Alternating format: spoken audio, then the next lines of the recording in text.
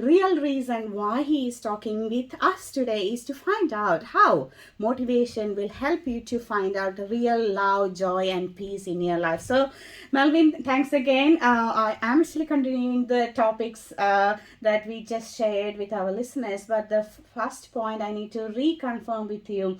I know that you are a medical student, you had your family and the friends had a good discussion, and the reason why you picked up with all different elements that you loved or you want to do after becoming a doctor. So I just want to check with you again, what's your real passion being a health practitioner?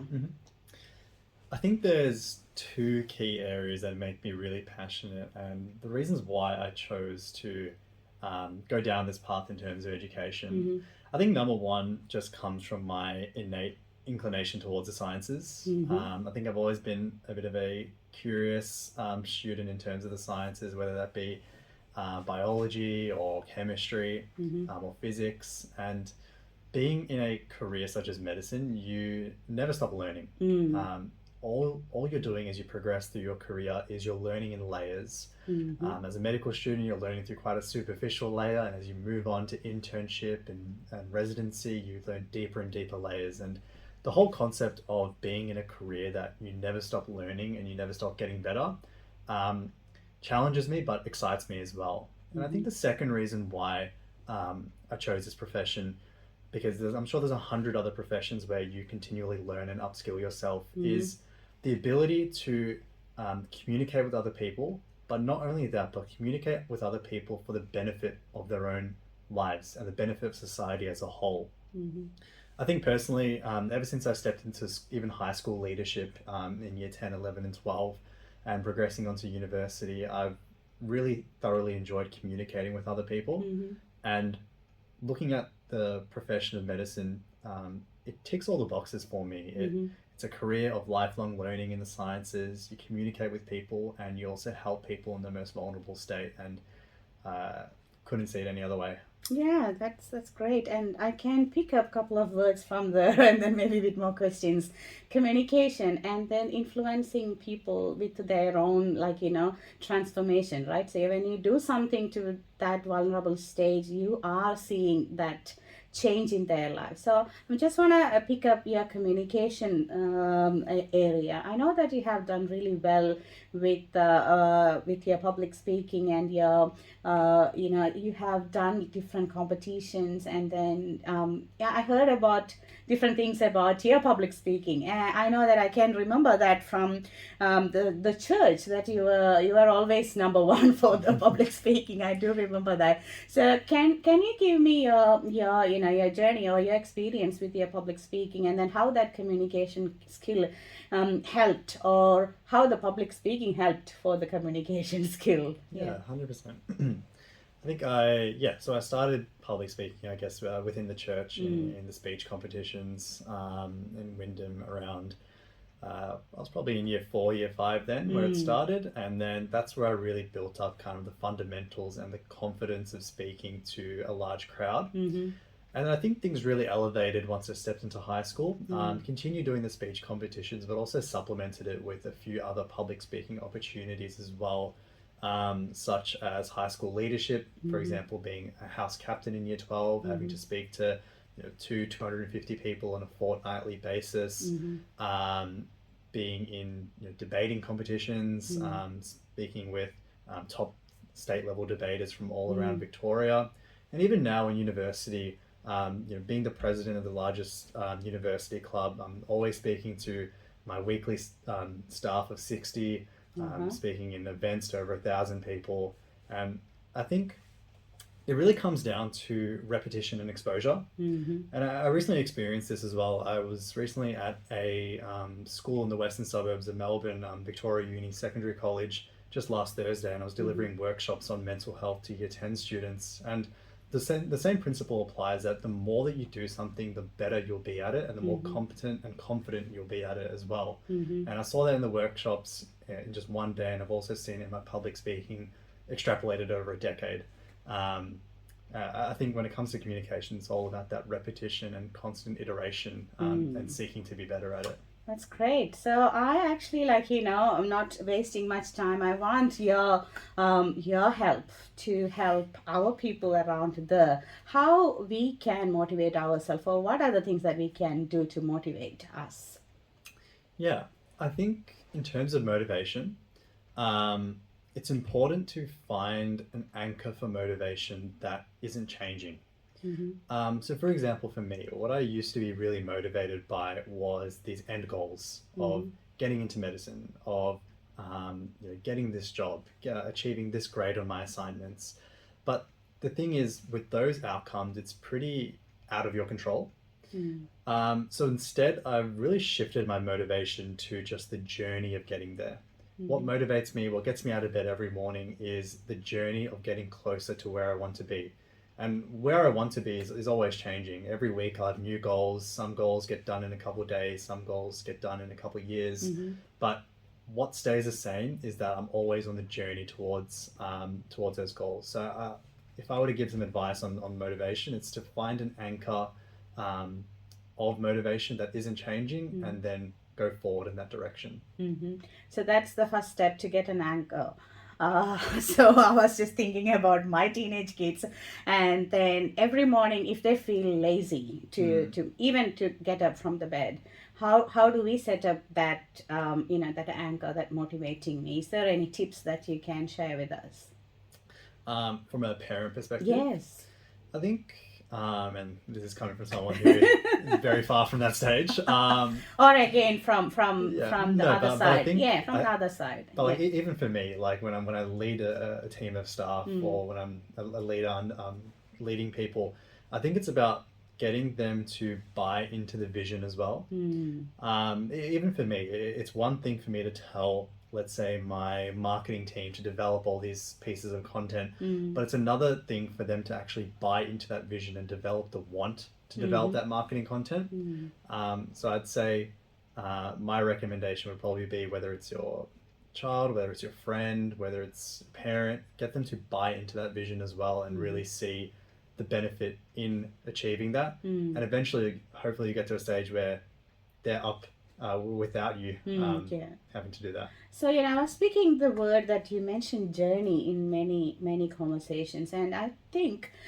everyone will be like, maybe putting their goals in silos and not putting that as a journey. So, how do we, put the whole different tiny milestones or like a small achievements into a journey? So, what will be a helping pattern or thought process to take that as a journey rather than, oh, this is the end goal? Mm. I think it's about your mindset and perspective on things. Mm. Because at the end of the day, what you think about the most will be what really occupies your emotions the most. Mm-hmm. And if you're always thinking about the end goal, you're only going to get gratification from the end goal. Mm. But if your mindset switches to what can I do today? What can I do in the next hour? What can I Mm. do in the next 5 minutes? Eventually, over time, you don't even start thinking about the end goal anymore. Mm. Even for me, originally it was okay. I need to get this promotion in this business. I need to get this grade. I need to do this. But eventually, once I started thinking more about what can I do today, I'm grateful that I have the opportunity to even go forward today. Mm-hmm. Eventually, over time, things just shift into you focusing more about the little steps rather than the massive end goals that could be forever changing. Okay, so again, I'm actually thinking aloud, thinking aloud about the teenage journey. Mm. So,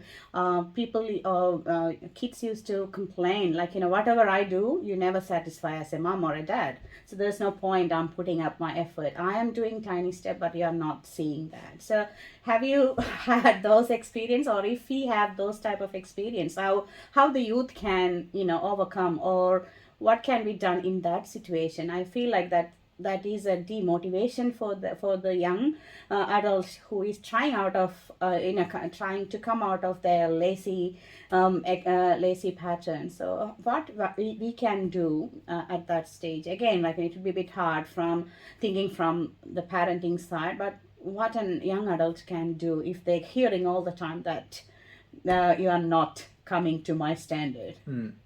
I think the big thing here is probably consistency. Mm-hmm. I think a lot of people, when they want to change particular aspects of their life, and that was the same thing as well, they make very big drastic jumps, Mm. and it's good for a day or two, but then you'll eventually see things drop off. Like for me, it was, I committed to every single night I would work until 4 or 5 a.m. And yes, it's good for like the first 3 days of the week, but the second half of the week, you're absolutely destroyed. Mm. So I think it's about consistent small steps. Mm-hmm. So I guess from a parent, it's about um, a little bit better every single day. There's Mm. a principle from a book called Atomic Habits where if you improve just 1% per day, you'll be exponentially better than if you decline 1% per day or stay the same 1% per day. Mm. So I think it's about setting up these small steps, being consistent with it, making it very easily achievable. Mm-hmm. But I think the real crux of it is also celebrating those small wins as well. If Mm. they've done something that they haven't done before, no matter the magnitude of it, it's important to recognize it and acknowledge it because it's just positive reinforcement at the end of the day. Okay, that's a great tip for parents. Thank you. I was like, thinking about your workshop that you have done for mental health, and again, motivation and mental health. It's linked. So, what you can suggest, about mental health and how we can cover that area to build our motivation. Mm. Yeah, I think mental health is an incredibly rising issue, Mm. especially coming out of the pandemic. Mm. There were some studies done looking at school expenditure of high schools Mm-hmm. pre-pandemic. Mental health was quite low on their priority, and now looking at the data, mental health is one of the most funded areas and the biggest priorities for schools, and that's Mm. why they're bringing on people like me from my company to come in, the company that I work for, to come in and deliver these mental health workshops. Mm-hmm. So it's good that schools are starting to recognize the rise in mental health issues amongst young people, but I think it's also important for young people to develop health literacy in Mm-hmm. mental health as well. I think for a lot of people, they associate mental health with, and I saw this a lot in the year 10s that I was teaching throughout the week, they associate mental health with the extremes. They Mm-hmm. associate, when they think of mental health, they think of depression and anxiety, but it doesn't always have to reach that extreme for Mm-hmm. you to recognize that your mental health isn't ideal at the moment. So I think one, it's about ensuring that schools, governments, and institutions continue prioritizing educating young people on mental health and improving their health literacy. Mm-hmm. And then two, creating accessible options, resources, and toolkits for them to actually engage with, yeah, not only to um, deal with any times of negative mental health, but also just to sustain positive health throughout their life as well. That's great. Yeah, I think that's a good message for our youngsters to find out when you need to get help or when you need to do your stuff properly, consistently, rather than blaming on the mental health. I would comment like that way. So just wanna check with you, being a young adult, helping many youngsters in their life. What is a real message for us, our Dominus Nisi listeners, from you? Mm. Um, I guess, and the way that I think about this question, Mm-hmm. maybe if I went back in time when I was a little bit younger, what's one piece of advice I would tell myself? Mm-hmm. And I think looking at probably some of the mistakes that I've made and the outcomes of that, and also some of the people around me, Mm-hmm. maybe one piece of advice I would provide as a reminder is to not compromise who you are to get what you want. Not compromise who you are, what you are. Oh, I can, think, can you come again? sure, So, I think okay. for a lot of people, and I've seen this time and time again, Yes. when you're on the road of achieving your goals, Mm. it's very easy to take shortcuts Mm-hmm. that compromise your own character and Okay, yeah. decline in your own morals to get what you want. Mm-hmm. But from my own experience and looking at the people around me, I've never seen a situation where someone's done that and it's led to a fruitful outcome in the end. So Mm-hmm. I think at the end of the day, as long as you love and care about the people around you, Yeah. as well as you stay true to your own vision, Mm-hmm. it might be a slow, Yeah. painful, timely, expensive route, but it's worth it in the end. Yeah, I like that tagline, but I can't really repeat that. But it's more like if you are hearing us, and I'll be sharing this through Facebook and to other medias, and then I am 100% sure that this will be a real good token that you should be keeping, and then showing to your young adult kids in your family and in your community. So I have a last question to Melvin, and as I mentioned before, this show is actually showing the way to find out love, joy, and peace through the Christian love.